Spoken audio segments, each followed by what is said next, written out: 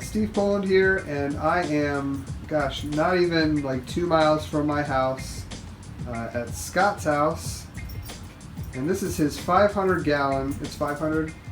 Yeah, 540 gallons. It's a little over 500 gallon in-wall African cichlid tank. And his room here it's like, he's got the setup, he's just got couches, and then boom, this awesome view of this 500 gallon tank that he made himself. It's a plywood tank, and he has a build thread, a really detailed build thread about this whole setup. It's on monsterfishkeepers.com. I will link to that down in the description so you guys can all check that out. But I am here partly because Scott is actually selling all these fish. Scott, you were changing over to Frontosas. Frontosas, yep.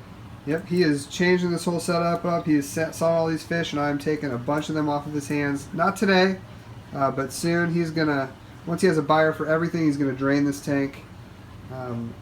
Because, man, you can't really pull fish out of a tank this big. How deep is it? 3 feet. 3 feet deep. Yeah, you can't really pull fish out of a tank like this very easily without draining it at least most of the way and probably pulling a lot of that stuff out. Most of you who are watching this probably know it's hard enough to catch African cichlids anyway. So, Scott, tell me, how long ago did you build this? It's been up almost 5 years now. Almost 5 years. And so and we'll look at the back of it here in a minute. So it's just all plywood on the back and then a glass panel on the front? Yep, acrylic panel on the front. Cool. Yeah, okay. Looking at it, it really does look clear. I should have known it was acrylic. And because I've seen the build thread, but I forgot. So how thick is that? 1 inch thick. 1 inch thick acrylic. And have you had any issues with it? Not a leaking? single issue. Not a single issue. Drip, nothing. That's pretty amazing. It looked from the build thread like you took your time. That's a lot of time. Yeah, which is, well, that's key, right? When you build something like this and you seal it, you can't just like do it in a couple days and expect it to last 5 years with no leaks. Right, you have to have patience and take your time and make sure you do it right, just with anything, or you're going to run into problems. Okay, so Tom, yeah, and we were just talking about this a minute ago. So 5 years ago, this tank, it started out as African cichlids, your very first group? I believe so, yes. And then because we're talking, Scott likes to change things up like I do sometimes. So it started off African cichlids, then it went, did you have piranhas? It was piranhas. And then back to African cichlids, maybe? Back to African cichlids. And then then I believe it was a community tank with an umbu puffer and rainbow fish. Okay. And then saltwater.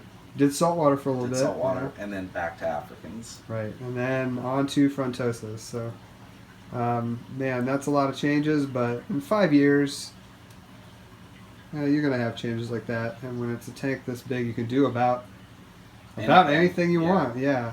So, and you've got some pretty big pieces of wood in there. Are those just, is that just like... Just locally collected. Pieces that you just found? Right. Okay. And you've got some really, really nice looking fish in here. A couple of really nice dolphins. Some nice big Venustus. Nice electric blue. Wow. Sunshines. You got Mbuna in there too. One Mbuna, and he's crazy little story about that little guy. The red top and Doomby in there. I don't even see him right now.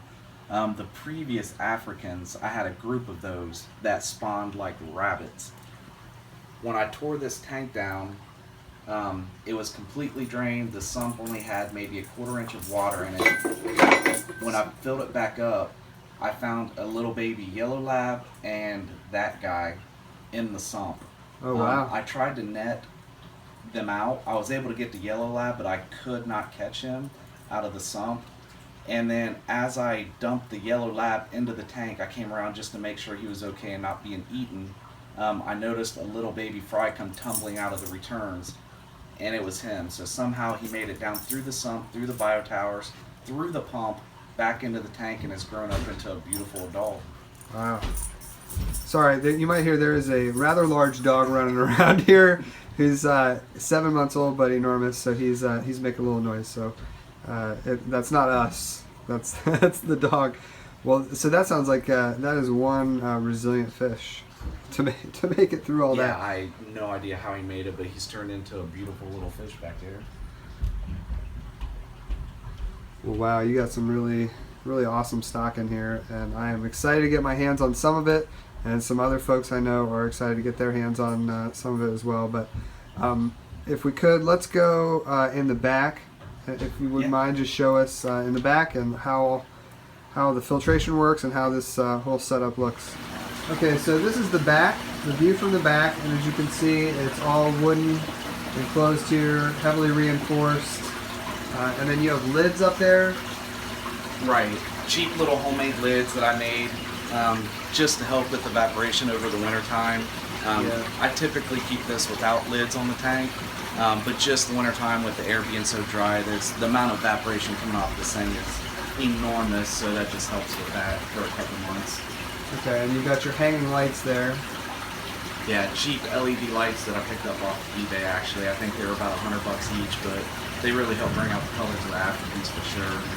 And it's probably a lot easier having them hanging there with that lid situation, so Right. that's cool. Yeah, I would think you get a lot of evaporation with that much surface area, because you said it's 3 feet deep, but what are the other dimensions? 6 foot by 4 feet. 6 by 4. Yeah, that's a big tank. And so I can see you've also got your overflow there that we saw. You can see the weir and everything on the other side. So that comes through here and into this. This is a Rubbermaid stock tank. Right. Okay, and it goes through filter socks. Filter socks. This was at one point filled up completely with lava rock, Okay. but it seemed to be more detrimental than helpful. It just seemed to just collect a huge amount of just debris. So I pulled that out, and now it's home to Papa's plant. Yeah, I've been growing some of that myself in It my helps system. a lot. Yeah, and it grows super fast and it's just easy. They're just nitrate factory. I mean, they absorb nitrates like crazy. And you just got some lights here just on the plants. Just for the plants. Sure. Okay, and then so that overflows. You got standpipes there. Overflows down into another stock tank. Right, which is the cheap homemade bio towers full of bio balls. Okay. And a drawer with more filter floss. Sure. Actually micron pads for more mechanical. Okay, cool. And I see you got another little tank over here. Yeah, this was actually a sump off of another tank that I bought. But when I picked up a few of my Africans, they were way too small to go in the display tank, so they're just kind of hanging out back there growing out. Okay. Yep, definitely know how that goes. Well, that's pretty amazing. So, let's see. So you got an air pump there. Is that? I run 2 of the large circle air stones under each one of the bio towers to up gas, with the reason being, and it's probably not correct, but I run a drip system that is not ran through a chlorine filter first. Oh, okay. So to help off gas all that chlorine, I'm forcing gas up through the bio tower as it's coming through and hopefully degassing off that chlorine. And I've been doing it for years now with No issues. Huh? no issues. So Okay. whether it actually is doing what I think it's doing or not, it works. Yeah, that's interesting. I run a drip system too, but it goes through just a real cheap filter, but Right. it's a cost that you got to replace. I replace it every Right. few months, and so that's interesting. You just use off gassing. I should maybe think about that. The only problem for me is that my drip system goes into so many different tanks that I don't know. I mean, I could experiment with it, but okay. Well, that's cool. And then underneath here, so it's probably rather filthy under there. well, sure, but it's interesting to me because you just got all this infrastructure underneath it. And again, guys, check out this build thread. It's really impressive. It's built like a tank because 500 gallons of water would not be pretty if something was to happen. So Yeah, it's just overbuilt for safety. Like super heavy, Yes. super heavy. I've always joked you could probably park a truck on top of it. I'm sure. Well, that's about. Be okay. It weighs the same as a truck, so. Yes. Well, that's really cool. This whole setup is pretty amazing. Well, thanks, Scott, for showing this to us. Guys, like I said, check out the build thread. I'll link to that. Scott also has a few YouTube videos of his own, so I'll link to that too. So check that out. But thanks everybody for watching, and until next time, have a good one.